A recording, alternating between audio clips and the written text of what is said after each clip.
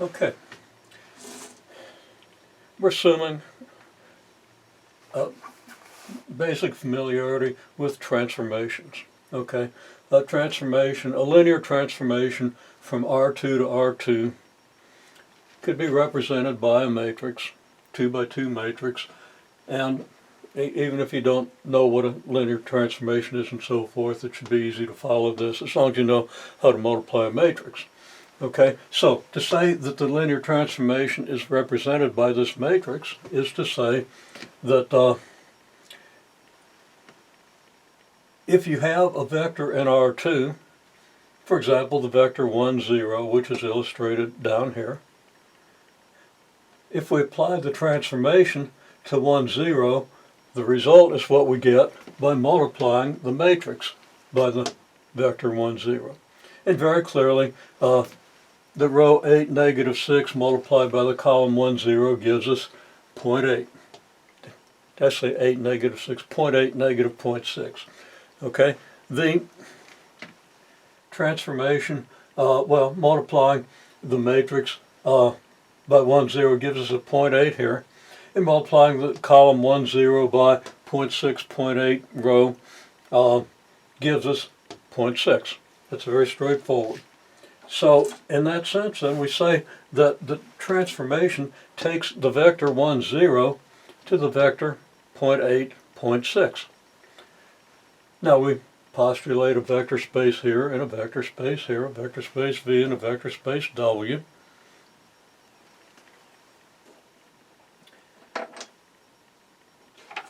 And we get this result. Okay, fumbling with chalk here.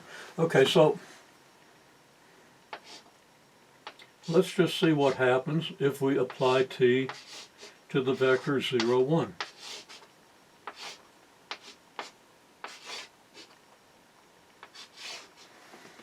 I'm not going to write out the matrix multiplication, but the row 8, negative 6 multiplied by 0, 1 gives us negative 0.6.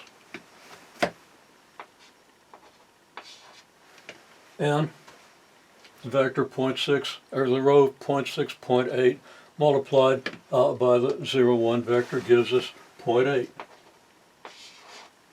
Now this is all very likely quite obvious to anybody who's at a certain point in a linear algebra course, but this can really be understood by anybody who knows how to do matrix multiplication at this point. Okay, now we're going to go well beyond the just mechanics of matrix multiplication. That's what we're doing here. We're building something. Okay, so we have the vector 1, 0 here. 0, 1, I'm sorry. And it maps to the vector negative 0.6, 0.8.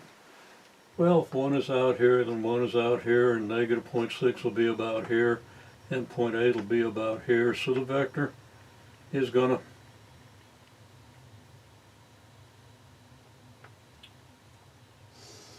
maybe be about here. Okay, so this is the vector negative 0.6, 0.8.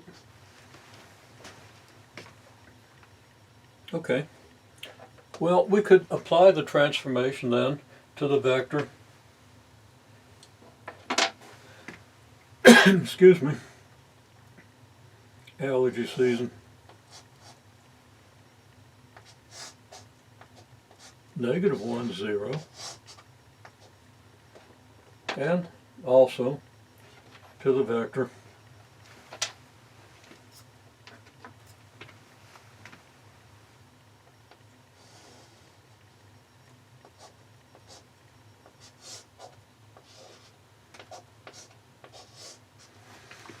zero, negative 1. Well, this vector is the negative of this vector. So if I was to multiply the matrix A by this vector instead of this vector, well, it would give me the negative of what I get here. That's just a property of matrix multiplication. The matrix multiplied by the negative of a vector gives you the negative of that vector. Now we could do the matrix multiplication and that would be no problem, but let's just use the property that if I multiply the negative of a vector by the matrix, I get the negative of that result, so that this result here is going to then be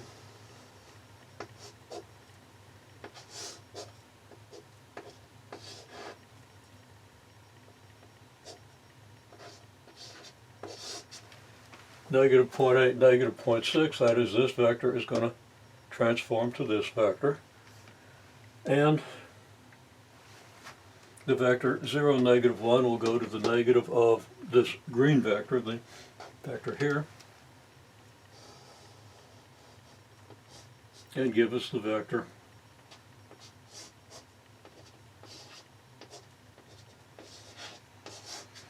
.6, negative 0.8.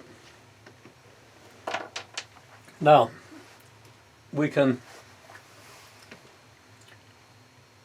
verify that these vectors make right angles with one another just as these vectors do. So this particular transformation at least seems to maintain angles at least between these four vectors. It turns out that it maintains angle between the vectors, and that's a certain type of vector transformation. We call it an isometry. We don't need to know that at this point. Okay, that's an important property if you preserve angles. Okay, and actually an isometry preserves distances, so I used the wrong word there, but that's okay. As again, we don't need to know it. Okay, so we have these vectors at right angles, and we get vectors at right angles, which means they've all been rotated by this transformation through the same angle. Okay, so this vector, now this doesn't prove anything. Okay, we need a little more to prove that this transformation will rotate any vector through the origin, any vector through the same angle, any vector whose initial point is at the origin. Okay, but it turns out to be so. So this map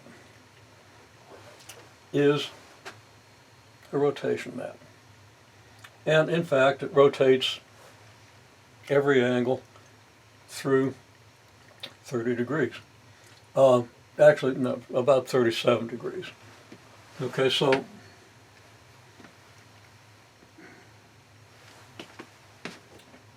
let's put it this way.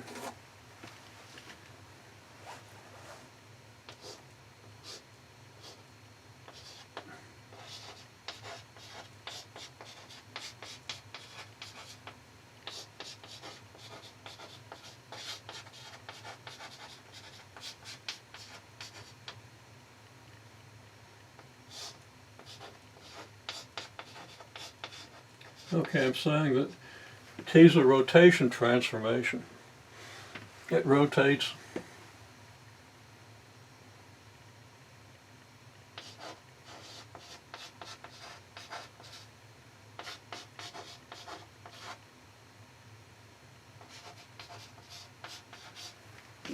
vectors through an angle that's the, in fact, we could say it's the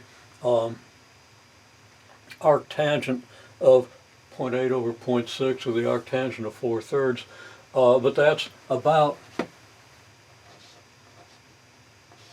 very close to 37 degrees. Okay, so that's an important idea. And we could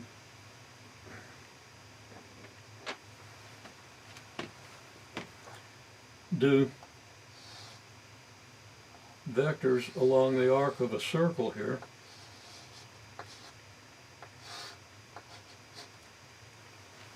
And see that the results would be, didn't do that well, that should be on the y-axis. The resulting vectors would be, they would look like this, the transform vectors. And then the transform vectors here would end up like so. So if I do vectors here at equal angles. I'm going to get equal angles here. The drawing doesn't necessarily look that way.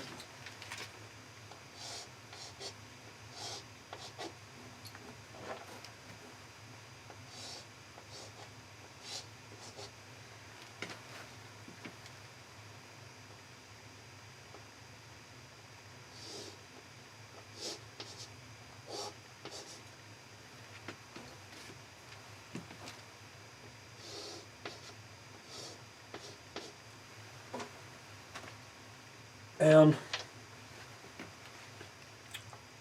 assuming these vectors are all of length 1,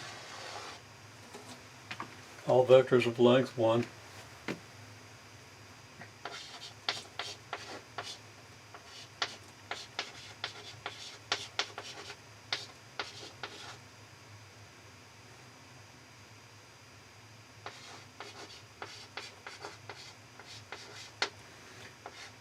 so they're on a unit circle, a circle of radius 1.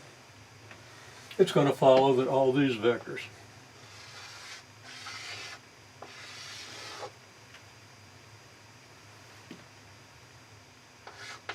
are of length 1 and lie on the circle. The same circle, but it's like the circle's been rotated.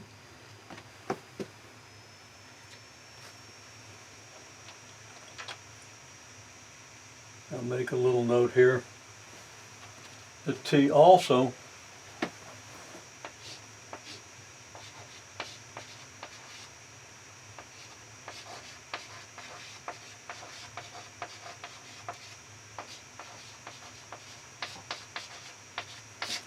preserves lengths, preserves the lengths of the vectors. Okay, now I'm going to do another example of a transformation that doesn't preserve the lengths, just to see how that looks and to get an idea of the geometry of linear transformations. Now there are other properties. I'll just mention, a linear transformation preserves straight lines. So if you have a set of vectors whose tips lie on the straight line, vectors of course with their initial points at the origin, if they lie on a straight line, then the images of those vectors will also lie in a straight line. The tips of those vectors will also lie in a straight line. We'll illustrate that and some other properties.